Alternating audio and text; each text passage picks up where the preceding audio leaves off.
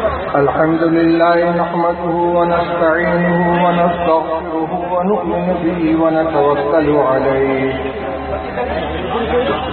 ونعوذ بالله من شرور أنفسنا ومن سيئات أعمالنا من يهده الله فلا مضل له ومن يضلل فلا هادي له ونشهد أن لا إله إلا الله وحده لا شريك له ونشهد أن سيدنا ومولانا محمدا عبده ورسوله صلى الله تبارك وتعالى عليه وعلى آله وأصحابه وبارك وسلم تسليما كثيرا كثيرا. أما بعد فقد قال النبي صلى الله عليه وسلم يوشك الأمم أن تداعى عليكم كما يتداعى الآكلة إلى قطعتها. قالوا ومن قلة نحن يومئذ يا رسول الله؟ قال بل أنتم يومئذ تنظرون ولكنكم غثاء كغثاء البحر السيل ولينزعن الله من قلوب عدوكم المهابة منكم وليقذفن الله في قلوبكم الوهن. قالوا وما الوهن يا رسول الله؟ قال حب الدنيا وكراهية الموت كما قال رسول الله صلى الله عليه وسلم.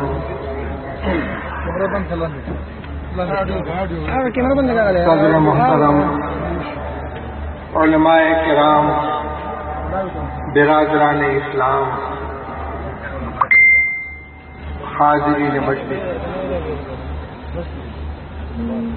اس وقت یہ فقید المثال اجتماع جو جمعیت علماء اسلام کے 7 سالہ جشن کے نام سے منعقد کیا جا رہا ہے، اور تاحت نگاہ اہل ایمان کا یہ تھاشے مارتا ہوا سمندر کل سے پوری دنیا کے منتخب اور نمائندہ اکابر و مشائخ کی گفتگو سن رہا ہے. اس ناکارہ کو دارالعلوم دیوبند کی خدمت کے حوالے سے اس اجتماع میں حاضری کا حکم ملا اور مختصر وقت کے لیے حاضری کی سعادت حاصل ہو گئی. میرے بھائیوں، اس وقت میں کوئی بہت لمبی گفتگو نہ کر کے حالات حاضرہ کے تناظر میں امت مسلمہ کی کیا ذمہ داریاں ہیں اور جن حالات سے پوری امت مسلمہ دوچار ہے ان سے نکلنے کے لیے اور ان صبر آزما حالات میں ثابت قدم رہنے کے لیے کس نسخہ کیمیا کی ضرورت ہے، کتاب اللہ اور سنت رسول اللہ صلی اللہ علیہ وسلم کی روشنی میں چند باتیں آپ کے سامنے عرض کروں گا. جو صورتحال پوری دنیا میں ہے یہ کوئی غیر متوقع چیز نہیں. حضرت نبی اکرم صلی اللہ علیہ وسلم نے بہت پہلے اس کی پیشین گوئی فرما دی کہ ایک وقت ایسا آئے گا جب دنیا کی ساری قومیں مسلمانوں کے خلاف اس طرح متحد ہو جائیں گی اور اس امت کو نقصان پہنچانے کے لیے، ان کو زخم دینے کے لیے، ان کو ٹھیس پہنچانے کے لیے، بلکہ ان کا وجود ختم کرنے کے لیے اپنے باہمی نظریاتی، مذہبی، سیاسی، سماجی اختلافات کے باوجود ایک مسئلے پہ سب متفق ہو جائیں گے کہ اسلام اور مسلمانوں کے خلاف ان کا ایجنڈا ایک ہوگا. یہ وقت آئے گا اور آپ نے بڑی محسوس مثال دے کے سمجھایا کہ ایک وقت آئے گا کہ ساری قومیں مسلمانوں کے خلاف اس طرح ایک دوسرے کو دعوت دیں گی جس طرح دسترخوان پہ کھانے کے لیے کوئی جماعت بیٹھی ہو اور اپنے ساتھیوں کو آواز دیتے ہیں، آؤ یہ ڈش بہت لذیذ ہے، یہ سالن بہت عمدہ ہے، ذرا یہ بھی لے لو، ذرا یہ بھی چکھ لو۔ اس طرح مسلمانوں کو لقمہ سر بنانے کے لیے ساری کی ساری قومیں آپس میں ایک دوسرے کو دعوت دیں۔ یہ بات جب رسول اللہ صلی اللہ علیہ وسلم نے ارشاد فرمائی ہے، اس وقت مسلمان اگرچہ تعداد کے اعتبار سے بہت مختصر تھے، لیکن ان کا ایمان پہاڑ سے زیادہ مضبوط، اللہ کے اوپر ان کا بھروسہ، اللہ کے وعدوں پر بھروسہ، اور اسلام کے ایک ایک حکم پر عمل کرنے کے سلسلے میں ان کا جذبہ اتنا غیر متزلزل تھا، اور ان کی دھاڑ اس طرح بیٹھی ہوئی تھی کہ ان کے لیے یہ بات عجیب و غریب تھی، حیرت کی بات تھی کہ کیا ایسا بھی وقت آئے گا کہ مسلمانوں کے خلاف ساری قومیں متحد ہو جائیں گی؟ آخر اس کا سبب کیا ہوگا؟ انہوں نے خیال کیا کہ شاید مسلمان اس زمانے میں تعداد کے اعتبار سے بہت تھوڑے ہوئے۔ تو بعض صحابہ نے پوچھا، وَمِن قِلَّةٍ نَحْنُ يَوْمَئِذٍ یا رسول اللہ، کیا اس زمانے میں ہم لوگ بہت تھوڑے ہوں گے؟ ہمارے دشمن زیادہ ہوں گے، ہم کم ہوں گے، بہت کم ہوں گے؟ رسول اللہ صلی اللہ علیہ وسلم نے ارشاد فرمایا، بل انتم یومئذ کثیرون، نہیں تم تھوڑے نہیں ہوگے، تمہاری تعداد بہت ہوگی، ولکنکم غثاء کغثاء السیل، لیکن تعداد کی کثرت کے باوجود تمہاری حیثیت ایسی ہوگی جیسے سیلاب کے زمانے میں پانی کی سطح پر بہنے والا کوڑا کرکٹ ہوتا ہے۔ بہترین مثال دی آپ نے، جب سیلاب آیا ہوا ہو، ہر طرف سے بارش کا نالے کا پانی ایک ندی میں اکٹھا ہو رہا ہو اور اپنے ساتھ جھاڑ جھنکار کوڑا کرکٹ بہا کر لے آئے، تو یہ کوڑا کرکٹ اتنا مقدار کے اعتبار سے زیادہ ہوتا ہے کہ پانی کی پوری سطح پہ چھا جاتا ہے، لیکن اس کے باوجود اس کی نہ کوئی قیمت ہوتی ہے، نہ اس کا کوئی وزن ہوتا ہے، جدھر بہاؤ اس کو لے کر جائے بہتا چلا جائے، کہیں کوئی رکاوٹ آئی ٹکرا گیا، کہیں نشیب آیا نیچے گر گیا، کہیں موڑ آیا گھوم گیا، کوئی اس کو کوڑی کے بھاؤ لینے کے لیے تیار نہیں ہوتا۔ مقدار کے اعتبار سے سیلاب کے اوپر بہنے والا کوڑا بہت ہوتا ہے، لیکن حیثیت کے اعتبار سے اس کی کوئی قدر و قیمت نہیں۔ تو رسول اللہ صلی اللہ علیہ وسلم نے فرمایا کہ جس زمانے کا میں تذکرہ کر رہا ہوں، اس زمانے میں مسلمان تعداد کے اعتبار سے بہت ہوں گے، لیکن حیثیت وہی ہوگی جو سیلاب کے اندر پانی کی سطح پر بہنے والے کوڑے کرکٹ کی ہوگی۔ اور صورتحال کیا ہوگی؟ دو باتیں فرمائی، وَلَيَنزِعَنَّ اللَّهُ مِنْ قُلُوبِ عَدُوِّكُمُ الْمَحَابَّةَ مِنْكُمْ، اللہ تعالی تمہارے دشمنوں کے دلوں سے تمہاری ہیبت نکال دیں گے، وَلَيَقْذِفَنَّ اللَّهُ فِي قُلُوبِكُمُ الْوَهْنَ، اور اللہ تعالیٰ تمہارے دلوں میں کمزوری پیدا کر دیں گے۔ رسول اللہ صلی اللہ علیہ وسلم نے ارشاد فرمایا ہے کہ بندوں کے دل اللہ تعالیٰ کی دو انگلیوں کے درمیان، جدھر چاہیں اسے پھیر دیں، وہی دلوں میں قوت پیدا کرتے ہیں، وہی دلوں میں کمزوری لے آتے ہیں، وہی کسی کا روگ ڈال دیتے ہیں اور وہی کسی کا روگ نکال دیتے ہیں۔ فرمایا کہ بڑی تعداد میں مسلمان ہوں گے، لیکن دشمنوں کے دلوں سے ان کی ہیبت نکل گئی ہوگی اور خود ان کے دلوں میں کمزوری پیدا ہو چکی ہوگی۔ اللہ تعالیٰ ان کے دلوں میں وہن ڈال دے۔ تو صحابہ نے پوچھا، مل وہن یا رسول اللہ، آخر اس بزدلی اور اس کمزوری کی وجہ کیا ہوگی؟ آپ نے فرمایا، حب الدنیا و کراہیت الموت، دو وجہ ہوں گی، ایک دنیا سے محبت اور دوسرے موت کی کراہیت۔ یہ حاصل نہیں حدیث پاک کا۔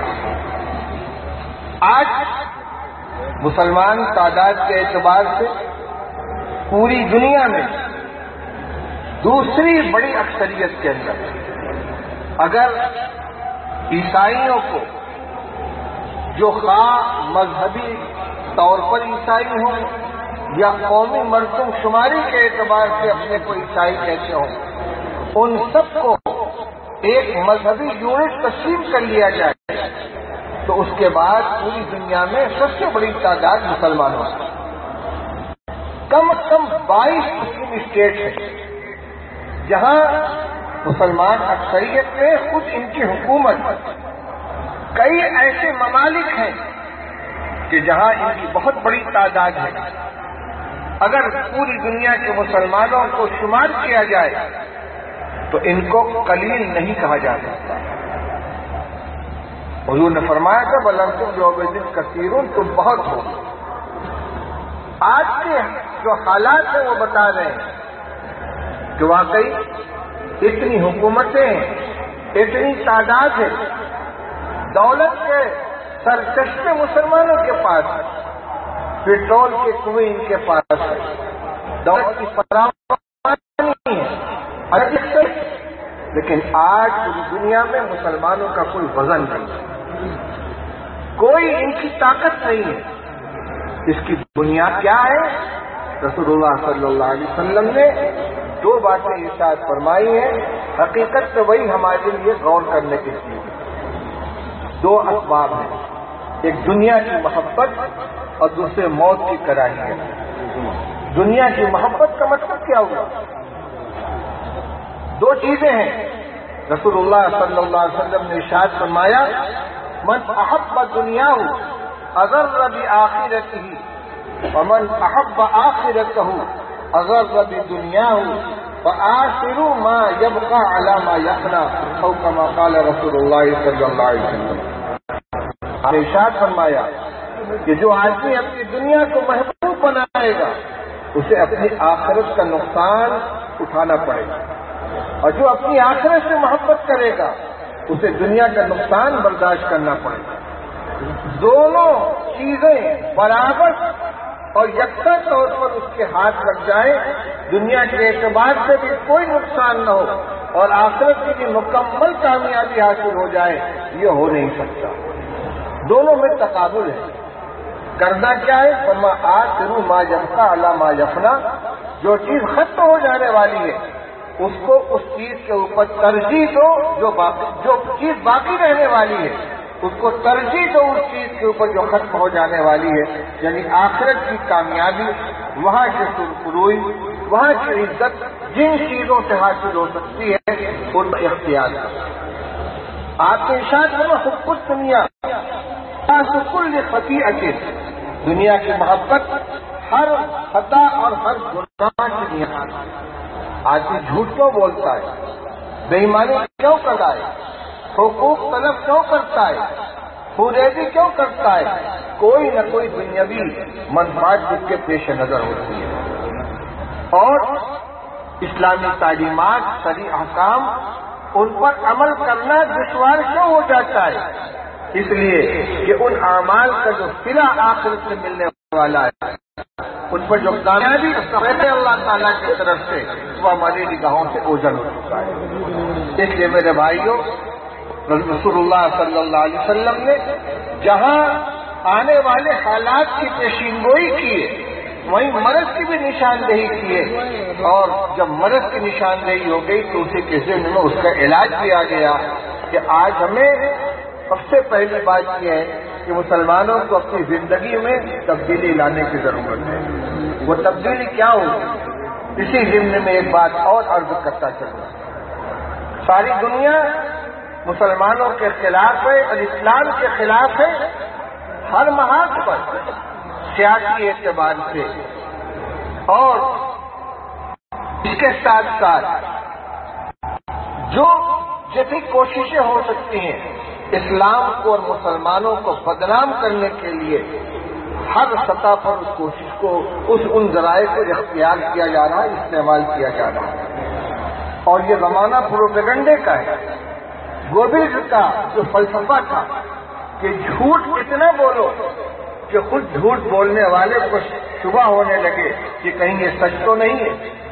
آج جھوٹ مسلسل اور اتنی قوت کے ساتھ اسلام اور مسلمانوں کے بارے میں بولا جا رہا ہے، پروپیگنڈا کیا جا رہا ہے کہ اچھے خاصے لوگ بھی شک و شبہ کا شکار ہو جاتے ہیں۔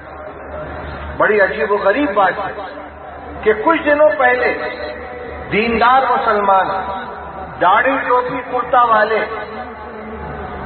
معزز، قابل اعتماد سمجھے جاتے ہیں، اور آج ماحول ایسا بنا دیا گیا ہے کہ جو دینی شکل و صورت والے، داڑھی کرتا والے ہیں، دیندار لوگ ہیں، ان کو مشکوک قرار دے دیا گیا، اور جن لوگوں کو پہلے ناقابل اعتماد سمجھا جاتا تھا آج وہ اعتماد ہے۔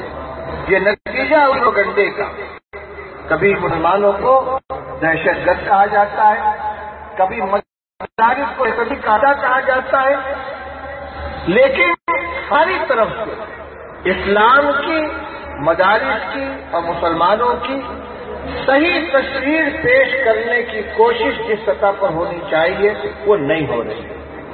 مثبت جواب یہ ہے کہ ہم اپنی عملی زندگی میں کہ ہمیں دیکھ کر لوگ ہم سے اسلام کو سیکھیں، ہم سے اسلام کو جانا۔ یہ مختصر ہے، میں زیادہ تفصیل کے ساتھ گفتگو نہیں کر پاؤں گا، لیکن ہمیں زندگی گزارنے کا جو طریقہ عطا کیا گیا ہے، کچھ تو وہ اعمال ہیں جن کا تعلق ہماری اپنی ذات سے، عبادات ہیں، طاعات ہیں، فرائض و واجبات ہیں، کچھ محرمات ہیں، کچھ کرنے کے کام ہیں، کچھ نہ کرنے کے، لیکن اس کے ساتھ ساتھ بہت سے اعمال اور معاملات اور اخلاق کو جس میں مسلمان اور غیر مسلم کی کوئی تمیز نہیں ہے، معاملہ کسی کے ساتھ ہمارا لین دین ہو رہا ہو، اس کو اطمینان ہے کہ یہ مسلمان ہے، لہذا اس سے ہم کو کوئی دھوکہ نہیں ہوگا، اس سے کوئی نقصان نہیں پہنچے گا۔ اسی طرح پڑوسیوں کے ساتھ حسن اخلاق کی جو تعلیم دی گئی ہے، رسول اللہ صلی اللہ علیہ وسلم نے ارشاد فرمایا، واللہ لا یؤمن، واللہ لا یؤمن، واللہ لا یؤمن، قیل من یا رسول اللہ، قال من لا یامن جارہ بوائقہ، فرمایا کہ بخدا وہ مسلمان نہیں، بخدا وہ مسلمان نہیں، بخدا وہ مومن نہیں۔ پوچھا گیا کون یا رسول اللہ؟ فرمایا جس کا پڑوسی اس کی اندر سے محفوظ نہ رہے۔ اس میں کوئی امتیاز نہیں ہے کہ وہ پڑوسی مسلمان ہے کہ یہودی ہے کہ عیسائی ہے کہ اور کسی مذہب سے تعلق رکھنے والا ہے، جو پڑوسی ہے، پڑوسی ہونے کی بنا پر ہمارے حسن سلوک کا وہ مستحق ہے۔ اسلام نے تو فرمایا کہ پڑوسی کی بھی مختلف قسمیں ہیں، الجار ذی القربى والجار الجنب والصاحب بالجنب۔ ایک پڑوسی وہ ہے کہ جو پڑوسی بھی ہے، رشتے دار بھی، ایک پڑوسی وہ ہے کہ جو صرف پڑوسی اور اجنبی ہے، اور ایک وہ شخص ہے کہ جو مستقل پڑوسی نہیں ہے، تھوڑی دیر کے لیے آپ کے پہلو کا ساتھی بن گیا ہے۔ ایک ٹرین میں آپ سفر کر رہے ہیں، آپ کی سیٹ پر آپ کے بغل میں جو شخص بیٹھا ہوا ہے، فلائٹ میں آپ سفر کر رہے ہیں، آپ کے بازو میں جو آدمی بیٹھا ہوا ہے وہ آپ کا پڑوسی ہو گیا۔ اسلام کے علاوہ کسی نے یہ حق چند منٹ کے پہلو میں بیٹھنے والے کو نہیں دیا ہے۔ یہ قرآن کی تعلیم ہے۔ آپ یہ محسوس کریں کہ ہمارا مذہب اس کو یہ سکھلاتا ہے، اس کو یہ بات محسوس ہونی چاہیے کہ ایک اجنبی شخص کے مقابلے میں، ایک دوسرے کے مقابلے میں مسلمان کے بغل میں بیٹھنے میں مجھ کو عافیت ملے گی، راحت ملے گی۔ رسول اللہ صلی اللہ علیہ وسلم نے اس کا بھی حق بیان فرمایا، قرآن نے اس کا حق بیان فرمایا۔ ہمارے بغل میں ایک شخص نماز پڑھ رہا ہے، حکم یہ ہے کہ بازو کو نرم رکھو۔ آپ کے بغل میں جو نمازی کھڑا ہوا ہے تو اتنے ٹائٹ مت رہو کہ اس کو تکلیف کو دب جاؤ، سجدے اندر سمٹ جاؤ۔ مجلس کے اندر بیٹھو، اذا قیل لکم تفصحوا فی المجالس فافصحوا۔ آپ مجلس میں بیٹھے ہوئے، کچھ لوگ آ گئے، تھوڑا سمٹ کر ان کو جگہ دے دیجیے. چند منٹ کے لیے ایک آدمی آیا ہے، ہر چیز کے اندر اپنے آپ کے اپنے مقابلے میں دوسرے کو ترجیح دی جائے. واقعات تاریخ کے اندر بھرے پڑے ہیں. امام ابو حنیفہ رحمۃ اللہ علیہ کے زمانے میں ان کا ایک غیر مسلم پڑوسی تھا، یہودی، جو شراب پیتا تھا، اور رات کو جب شراب میں دھت ہو کر گھر میں آتا تو وہ شعر پڑھا کرتا تھا، اذاعونی وای فتن اذاعو لیوم کریہۃ وسداد صغری. لوگوں نے مجھے کھو دیا، مجھے ضائع کر دیا، اور کیسے جوان کو ضائع کر دیا جو جنگ کے دن اور سرحدوں کی حفاظت کے موقع پر کام آ سکتا تھا. اس طرح کے اندر پڑھتا تھا. ایک مرتبہ گرفتار ہو گیا، پولیس اس کو پکڑ کے لے گئی. امام ابو حنیفہ رحمۃ اللہ علیہ کو خبر لگی. پڑوسی تھا، یہودی تھا، شرابی تھا، بہت نیک آدمی نہیں تھا لیکن پڑوسی تھا. امام صاحب تشریف لے گئے، اس کا جرمانہ ادا کیا اور اسے رہا کرا کے لے آئے اور فرمایا ما اذعنا تھا، تو کہتا تھا کہ لوگوں نے ہمیں ضائع کر دیا، ہم نے تمہیں ضائع نہیں کیا، دیکھو تم کو ہم چھڑا کر لیا. غالباً وہی پڑوسی یا کوئی دوسرا پڑوسی اس نے اپنا مکان بیچنے کا ارادہ کیا اور اعلان کیا کہ میرے مکان کی قیمت 20,000 درہم ہے. لوگوں نے کہا تمہارے مکان کی قیمت 10,000 سے زیادہ نہیں ہے. اس نے کہا ٹھیک ہے، مکان کی قیمت 10,000 اور ابو حنیفہ کے پڑوس کی قیمت 10,000. یہ مکان ابو حنیفہ کے پڑوس میں ہے، میں اس کو بیچ کر جاؤں گا تو مکان بھی چھوٹے گا، پڑوس بھی چھوٹے گا. جو آ کر اس مکان میں رہے گا اس کو مکان بھی ملے گا، ابو حنیفہ کا پڑوس بھی ملے گا. لہٰذا جتنی قیمت مکان کی رکھ رہا ہے اتنی قیمت رکھ رہا ہے امام ابو حنیفہ رحمۃ اللہ علیہ کے پڑوس میں ہونے کے. امام صاحب کو خبر لگی تو بلایا اس کو، پورے مکان کی قیمت اس کو دے دی اور کہا مکان بھی تمہارا، پیسہ بھی تمہارا. جس نے اپنے پڑوسی کی اتنی قدر کی ہے، معلوم نہیں اس کے جانے کے بعد کون دوسرا پڑوسی آ جائے میرا، اس لیے اس پڑوسی کی قدر کرنی چاہیے. میرے بھائیوں، لین دین میں، تجارت کے اندر ہمارا معاملہ دوسروں کے ساتھ ایسا ہو کہ وہ نمونہ بن جائے. امام ابو حنیفہ رحمۃ اللہ علیہ کا نام آیا. ابھی میں پڑھ رہا تھا راستے ہی میں شیخ ابو زہرہ مصری کی کتاب کا ترجمہ جو انہوں نے امام اعظم ابو حنیفہ رحمۃ اللہ علیہ کے حیات کے اوپر لکھا ہے. اس میں لکھا ہے کہ ایک عورت ایک کپڑے کا تھان کرائی اور امام صاحب کے ہاتھ بیچنا چاہا، یہ کپڑے کے تاجر تھے. اس نے کہا اس کے 100 درہم دے دیجیے. فرمایا اس سے زیادہ قیمت کا ہے. اس نے کہا 200 دے دیجیے. فرمایا اس سے زیادہ قیمت کا ہے. اس نے کہا 300 دے دیجیے. اس نے کہا مجھ سے مذاق کرتے ہیں. فرمایا اچھا کسی اور آدمی کو بلا لو، وہ اس کی قیمت لگا دے. ایک شخص کو بلایا گیا، اس سے پوچھا گیا اس کی قیمت کتنی ہے. اس نے بتلایا 500 درہم. امام ابو حنیفہ رحمۃ اللہ علیہ نے 500 درہم دے کر اس تھان کو خرید لی. گھٹانے کے لیے نہیں، بڑھانے کے لیے، قیمت زیادہ دینے کے لیے دوسرے شخص کو بلایا جا رہا ہے تاکہ وہ قیمت زیادہ بتا کر اس کو بیچنے والے کا نفع اور اس کو راحت پہنچائے. اسی طرح دیانتداری کے سلسلے میں امام صاحب کا واقعہ مشہور ہے کہ ایک تھان میں تھوڑا سا عیب تھا. انہوں نے اپنے کارندے کو ہدایت دی کہ اگر کوئی خریدار آئے تو اس کو پہلے عیب دکھلا دیا جائے اور اگر وہ خریدنے پر تیار ہو تو جتنی قیمت پر خریدے اتنی قیمت پر اس کے ہاتھ فروخت کر دیا جائے.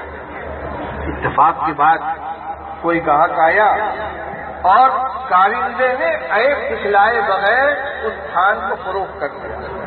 امام صاحب تشریف لائے، پوچھا وہ تھان کیا ہوا؟ نے کہا وہ تو بک گیا. تم نے خریدار کا عیب دکھلایا تھا؟ کہا نہیں. وہ خریدار کون تھا کہ میں پہچانتا نہیں. امام صاحب نے اس دن کی پوری بکری جتنی قیمت آئی تھی سب اٹھا کے صدقہ کر دیا. اس کے اندر غلط قسم کا پیسہ تھوڑا سا شامل ہو گیا. میرے بھائی اور بزرگوں، ہم اپنے اخلاق، اپنے کردار سے تعارف کرائیں، اسلام کا تعارف کرائیں۔ ہمیں اسلام یہ تعلیم دیتا ہے، ہمارا مذہب یہ بتلاتا ہے۔ ہم بہت سے کام کرتے ہیں لیکن اس کا حوالہ کچھ اور دے دیتے ہیں۔ دوسروں کے سامنے ہماری شبیہ صحیح آنی چاہیے، اس میں امن اور بقائے باہم، پرامن بقائے باہم کی تعلیم جتنی اسلام نے دی ہے وہ کسی کی یہاں نہیں۔ میرے بھائی اور بزرگوں، حب الدنیا و کراہیت الموت، جو دو چیزیں رسول اللہ صلی اللہ علیہ وسلم نے بیان فرمائی ہیں، تو اس سے ہمیں یہ سبق ملتا ہے کہ آخرت کے کامیابی کے جو راستے ہو سکتے ہیں ان کو ہمیں اختیار کرنا ہے۔ دنیا کی محبت سے ہم آخرت کا نقصان اگر برداشت کریں گے، یہ ہماری ذلت اور ناکامی کی پہلا سبب ہوگا۔ مختصراً دوسرے جز کی طرف بھی اشارہ کر تو فرمایا وَكَرَاهِيَةُ الْمَوْتِ، مسلمانوں کے ذلیل ہونے کی اور بے وقت ہونے کی دوسری بنیاد موت کی کراہیت ہوگی۔ موت کی کراہیت کا مطلب یہ ہوگا کہ مسلمان مرنے سے ڈریں گے، موت سے خوف کھائیں گے۔ ایمان والے کا تو یہ عقیدہ ہے کہ جب دنیا میں انسان آتا ہے تو اللہ کی طرف سے ایک متعین عمر لے کر آتا ہے۔ بچہ جب ماں کے پیٹ میں ہوتا ہے وہی فرشتہ پوچھتا ہے ماں اجل ہو، ماں رزق ہو، پروردگار اس کی روزی کتنی لکھی جائے، اس کی عمر کتنی لکھی جائے۔ اور دونوں کے بارے میں جو فیصلہ ہو گیا اس میں نہ عمر میں ایک لمحے کی کمی زیادتی ہو سکتی ہے، نہ رزق میں ایک دانے کی کمی زیادتی ہو سکتی ہے۔ اذا جاء اجلهم لا يستأخرون ساعة ولا يستقدمون، موت اپنے وقت پر آئے گی اور جہاں کس حال میں لکھی اسی طرح پھر ہم موت کا خوف اپنے اندر بیٹھا کر بزدلی اور کم ہمتی کے شکار کیوں ہوں؟ اس لیے مومن اللہ سے ڈرتا ہے اور موت پر اس کا یقین ہے، موت اپنے وقت پر آئے گی۔ وَلَوْ كُنْتُمْ فِي بُرُوجٍ مُشَيَّدَةٍ، سات قلعہ کے اندر بھی اگر ہم محفوظ ہو جائیں اور اللہ کی طرف سے ہمارے مرنے کا وقت آ چکا ہے، طے ہو چکا ہے، اس کو ہم ٹال نہیں سکتے۔ تو ایک مطلب تو یہ ہے کہ موت سے جو کا خوف اور موت کا ڈر جو ہمارے اندر بزدلی پیدا کرتا ہے اس کو اپنے دل سے نکالیں۔ لیکن صرف یہی مراد نہیں ہے، اس لیے کہ موت سے کراہیت یہ تو فطری چیز ہے۔ چنانچہ جب رسول اللہ صلی اللہ علیہ وسلم نے ارشاد فرمایا کہ من احب لقاء اللہ احب اللہ لقاءہ ومن کرہ لقاء اللہ کرہ اللہ لقاءہ، ارشاد فرمایا کہ جو شخص اللہ سے ملنے کو پسند کرتا ہے اللہ تعالیٰ اس سے ملنے کو پسند کرتے ہیں، اور جو اللہ سے ملنے کو ناپسند کرتا ہے اللہ تعالیٰ اس سے ملنے کو ناپسند کرتا ہے۔ اس کا مطلب کیا ہوا کہ جو مرنے کو پسند کرتا ہے کیونکہ اللہ کی ملاقات موت کے بعد ہوگی، اللہ تعالیٰ اس سے ملنے کو پسند کرتے ہیں، اور جو اللہ سے ملنے کو ناپسند کرتا ہے یعنی موت کو ناپسند کرتا ہے اللہ تعالیٰ اس سے ملنے کو ناپسند کرتے ہیں۔ ام المؤمنین حضرت عائشہ صدیقہ رضی اللہ تعالیٰ عنہا نے فوراً عرض کیا یا رسول اللہ کلنا یکرہ الموت، ہم میں کہ ہر آدمی موت سے فطری طور پر موت کو فطری طور پر ناگوار سمجھتا، کوئی مرنے کو پسند نہیں کرتا، زندگی ہر ایک کو عزیز ہوا کرتی۔ تو رسول اللہ صلی اللہ علیہ وسلم ارشاد فرمایا نئی سزا کی موت کی جو فطری ناگواری ہے وہ مراد نہیں ہے، بلکہ میں کچھ اور کہنا چاہتا ہوں۔